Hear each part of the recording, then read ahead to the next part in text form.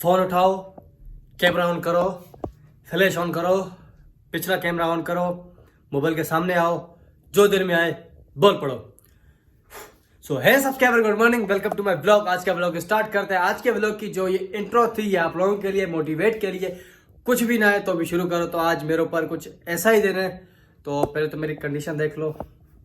ये बड़ी दाढ़ी, ये मेरी लाल आंखें टेंशन से, इसके साथ डार्क स्कल आंखों के नीचे, और ये नज़र आ रही होगी आप लोगों को, ठीक है। तो मैं खुद को थोड़ा सा देख रहा हूँ क्योंकि सामने है जो है ना शीशा। इसमें जैसे मैं इधर जो है मोबाइल करता हूँ तो मुझे दिख जाता है कि मैं सही से नज़र आ रहा हूँ कि नहीं। तो सब्सक्राइबर बैठ जाते हैं।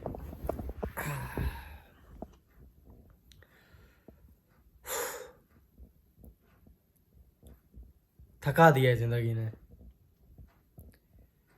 क्यों यार, क्यों? अगर लोग यूट्यूब पर मिसाल, आई थिंक आप लोगों को सही से आ रही होगी नज़र, सही है मेरा चेहरा।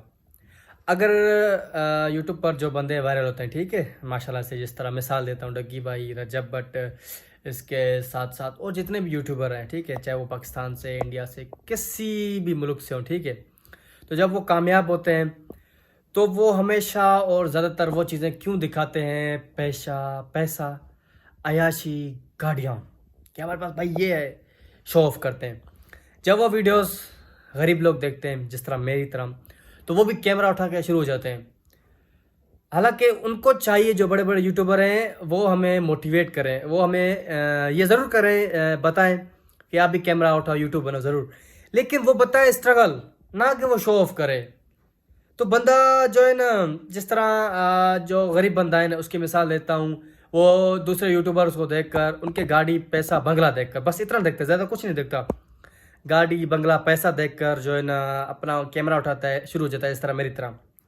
और वो उसकी मिसाल कुछ इस तरह है, चम्मच से दरिया को जो है ना, दरिया का पानी निकालना, चम्मच से दरिया का पानी निकालना। और वो जितने भी यूट्यूबर हैं, मेरी उनसे सिर्फ एक ही रिक्वेस्ट है, जो है ना, सिर्फ अपने हर पॉडकास्ट में और एक ऐसा व्लॉग बनाओ जिसमें आप लोग अपनी स्ट्रगल बताओ, ना कि पैसा, घर, बंगला, गाड़ी, अयाशी।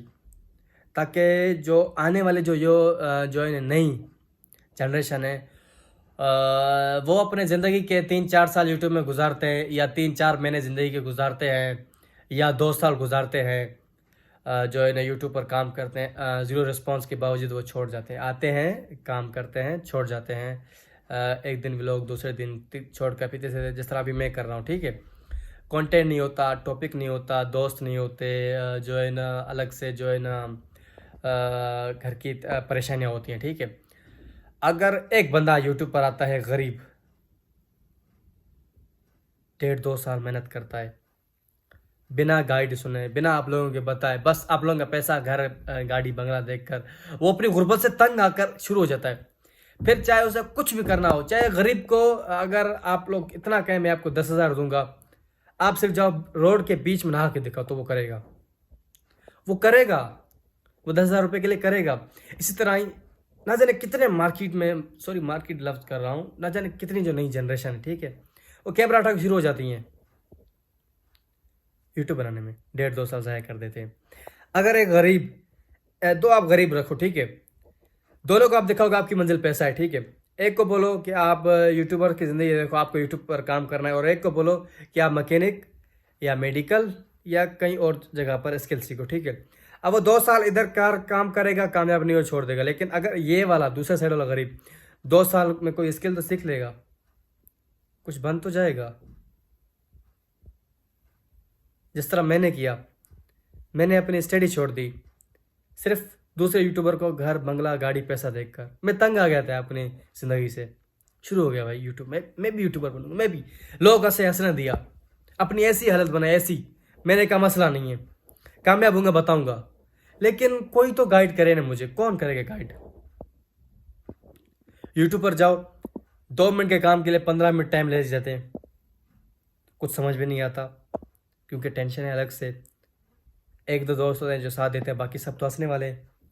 सब्सक्राइबर बढ़ते नहीं, व्यूज़ बढ़ते नहीं, जर्नी बहुत लंबी होती है। हमें नहीं पता कि जितने भी यूट्यूबर जो वायरल हो गए उनको कितना टाइम लगा है।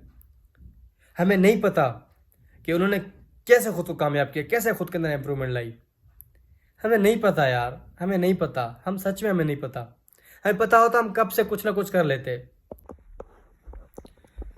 तो मेरी आप सब यूट्यूबर से सिर्फ एक ही रिक्वेस्ट है यार, कि एक वीडियो ऐसा बनाओ कि आप अपनी स्ट्रगल बताओ, ना कि घर, गाड़ी, बंगला, अयाशी।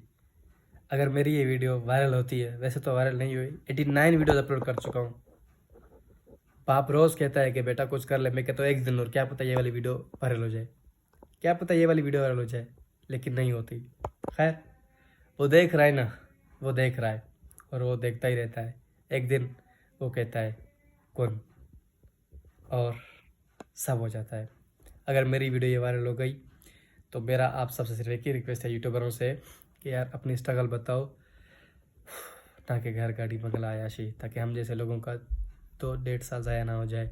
1.5 साल हम किसी और जगह पे इस्तेमाल करते हैं तो हमारा फ़ायदा हो जाएगा, ना कि हमारा नुकसान, ना कि हमें लोगों की गालियाँ, ना कि हमारे माँ बाप को हमारे लिए बातें सुननी पड़ेगी कि इसका बेटा 1.5-2 साल यूट्यूब टिकटॉक के पीछे लगा, कुछ ठेंगा नहीं मिला, ऐसे पड़ा है। ऐसे बेटे से तो बेऔलाद अच्छे हैं। तो सोचो उस बाप के ऊपर क्या गुजरेगी। अब मैं आप लोगों को सुनाता हूँ एक परदेसी की कहानी। जी हाँ सब्सक्राइबर, एक ऐसी परदेसी की कहानी जिसका टाइटल मैं आप लोगों को बताता हूँ। टाइटल सुनकर आप लोग परेशान हो जाएंगे, और वो टाइटल ये है कि भाई 10 साल बाद आया है, अपने भांजे के हाथ में, अपने बहन के बेटे के हाथ में 1 रुपया भी नहीं रखा। तो आज की कहानी इस परदेसी के नाम, जो कि मेरी ज़ुबानी होने वाली है। सब्सक्राइबर, एक लड़का होता है, एक बंदा होता है, एक अल्लाह का इंसान होता है, एक मखलूक होता है, वो इंसान जिसके अंदर एक दिल होता है। जी हाँ सब्सक्राइबर, एक इंसान अपने मुल्क से दूसरे मुल्क जाता है, परदेसी बन जाता है। अपने मुल्क से दूसरे मुल्क जाने के लिए उसके पास पैसे नहीं होते, वो उधार लेता है, दोस्तों से उधार लेता है, लोन लेता है, 50,000, 1 लाख, 2 लाख, घर गिरवी रखता है। इसके साथ साथ माँ की जेवर और अपना बाइक बेचकर वो 15 लाख रुपए जमा करके वो चला जाता है परदेश में। परदेश जब जाता है तो शुरू के 2 साल तो लोन देने में और घर के खर्चे चलाने में गुजर जाते हैं, और आने वाले 3 सालों के अंदर 4 सालों के अंदर वो घर भी बनवा लेता है और बहनों की शादी भी करवा लेता है, बहनों के दहेज भी जमा कर लेता है। शुरू के 5 साल इधर गुजर जाते हैं, फिर अगले 1 साल और 2 साल ऐसे ही घर बनाने में और जो है ना घर का मेंटेनेंस बरकरार रखने में, ख़र्चा बरकरार रखने में, बहनों को पैसे कुछ देने में, इसके साथ साथ शादी पर जो उसने कर्ज़े लिए थे उसके बाप ने वो जमा करने में गुजर जाते हैं। फिर आखिर 8 साल बाद वो बंदा पैसे जमा करता है वापस घर आने के लिए। माँ उसे कहती है कि बेटा 8 साल गुजर गया, बाजा। तो वो लड़का कहता है ठीक है मैं आ जाता हूँ। वो बंदा आता है, सही है 8 साल गुजर के घर आना चाहिए। यहाँ तो लोग 8 महीने नहीं गुजर पाते हैं, उस बंदे ने 8 साल गुजारा। कैसे गुजारा होगा परदेश में, खैर वो बात अलग है। लेकिन आप ये सुने कि वो 8 साल बाद 1-1.5 साल पैसा जमा करता है वापस घर जाने के लिए। इतने में हो जाता है उसके बाप की तबीयत ख़राब। 8 साल के बाद वो घर नहीं आया। उसके पास जो पैसे थे उसने अपने बाप के दवाई में गुजार दिए। अगले 2 साल तक उसने अपने बाप की दवाई में अपने 2 साल की पूरी जमा पूंजी दे दी। 2 साल में जितना कमाया दे दिया। आखिरकार उसका बाप आखिरी सांसें ले रहा था अस्पताल में, रोए परदेश में था, कमा रहा था अपने बाप के लिए। आखिर एक दिन ऐसा भी है उसका बाप चला गया ये दुनिया छोड़ के, और वो परदेश में ही था। 10 साल गुजर गए उसको परदेश में, उसका बाप चला गया इस दुनिया में। खबर सुनी उसने, उससे रहा नहीं गया। उसके जेब में 1 रुपया भी नहीं था। उसने अपने दोस्तों से उधार लिया, उधर के परदेसी दोस्तों से, और वो 10 साल बाद वापस घर आया। माँ से मिला। बहनों की तो शादी हो चुकी थी, बहन अपने अपने घर में खुश थे। माँ से मिला, अपना घर देखा, थोड़ा सा सुकून मिला उसे। उसके जेब में इतने पैसे नहीं थे कि वो जो है अपने बहनों के घर जा सके। वो बड़ा परेशान था, टेंशन में था कि यार 10 साल बाद हम तो 3 माह बाद किसी के घर जाते हैं, इतने बड़े बड़े फ्रूट लेकर जाते हैं, पैसे लेकर जाते हैं, मिठाइयाँ लेकर जाते हैं, बड़े खुशी से जाते हैं, चाहे वो अपना हो पराया हो। वो 10 साल बाद अपने बहनों के घर जा रहा है, उसके जेब में पैसा नहीं है। ऐसा परदेसी देखा है? क्या गुजर रहा होगा उस परदेसी के दिल पे। खैर वो चला जाता है अपनी पहली बहन, बड़ी बहन के घर। बहनों के बच्चे पैदा हो चुके थे, उसके पास इतना पैसा होता है, सिर्फ 100 रुपये जेब में। वो बहन से मिलता है, बहन से मिलकर हाल वाल पूछने के बाद जब वो वहाँ से निकल रहा होता है तो अपने भांजे के हाथ में वो 100 रुपये रखता है और वो निकल जाता है दूसरी बहन के घर। अब जब वो दूसरी बहन के घर जा रहा है, वो परदेसी जिसने परदेश में 10 साल गुजारे, जिसने बहनों की शादी करवाई, जिसने बहनों के जहेज गुजारे दिए, जिसने अपना घर बनाया, जिसने अपने बाप की ज़िंदगी बचाने के लिए 1.5-2 साल गुजार दिए, उसके जेब में 1 रुपया नहीं है।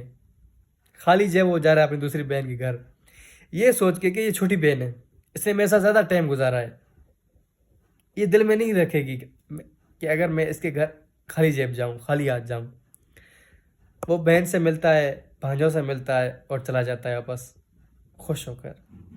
बहन तो कुछ नहीं बोलती। बहन से मिलकर जब वो वापस जाता है सब्सक्राइबर अपने घर, तो उधर बहनों की कॉल आ जाती है माँ को। अभी वो रास्ते में ही है, पहुंचने वाला है घर, घर के दरवाजे पर है। माँ को कॉल आती है कि भैया 10 साल बाद आया है माँ, मेरे भांजे के हाथ में 1 रुपया तक नहीं रखा, मेरी मायके में नाक कटवा दी उसने। किसने? कि जिसने 10 साल गुजारे परदेश में, परदेश की बातें सुनी, परदेश में मुश्किल टाइम गुजारा, उसको ये बातें सुननी पड़ रही है कि उसने मेरी नाक कटवा दी, भांजे के हाथ में रुपया भी नहीं रखा। क्या बोलेंगे मेरे मायके वाले? उस परदेसी जब वो घर पहुंचता है, ये बातें जब वो सुन लेता है अपनी बहनों की, और बड़ी बहन फ़ोन करके बोलती है माँ 10 साल बाद आया परदेश से, मेरे भांजे के हाथ में सिर्फ 100 रुपया रखा है उसने। अबे मेरे पास अल्फाज नहीं है उस परदेसी के लिए कि वो बोलूं क्या। वो परदेसी तब सोचने लगता है यार 10 साल गुजर गए, मैंने कमाया क्या? 10 साल में ये बातें मैंने कमाई हैं। परदेशों से नफरत ना किया करो। पता नहीं किस तरह मुश्किल टाइम वो गुजारते हैं परदेश में, पता नहीं किस तरह वो टाइम स्पेंड करते हैं। जब परदेशों की कॉल आती है, लोग कहते हैं ये तो परदेश में वेला बंदा है, छोड़, कॉल ना उठा। अरे उसके लिए बातें करने के लिए सिर्फ तुम लोगों को और कोई नहीं है। परदेश में हजारों लोग हैं उधर, लेकिन वो अभी भी तुम लोगों को चाह रहा है, वो तुम लोगों की वजह से गया है। खैर, अगर आप लोग मुझे सब्सक्राइब नहीं करेंगे तो मुझे परदेश जाना पड़ेगा, और मुझे परदेश नहीं जाना है। मुझे आप लोगों के साथ रहना है, मुझे आप लोगों को अपनी फैमिली बनाना है। तो मैंने इसी तरह कैमरा उठाया, अपने अल्फाज बोले। मुझे नहीं पता मैंने क्या बोला, लेकिन हाँ, मैं इतना बोला हूँ कि सब्सक्राइब करो, मुझे परदेश नहीं जाना है। मिलते हैं नेक्स्ट व्लॉग में। उम्मीद करता हूँ आज का कहानी परदेसी की और यूट्यूबर के लिए जो पैगाम था वो आप लोगों को मिला होगा, समझ आई होगी।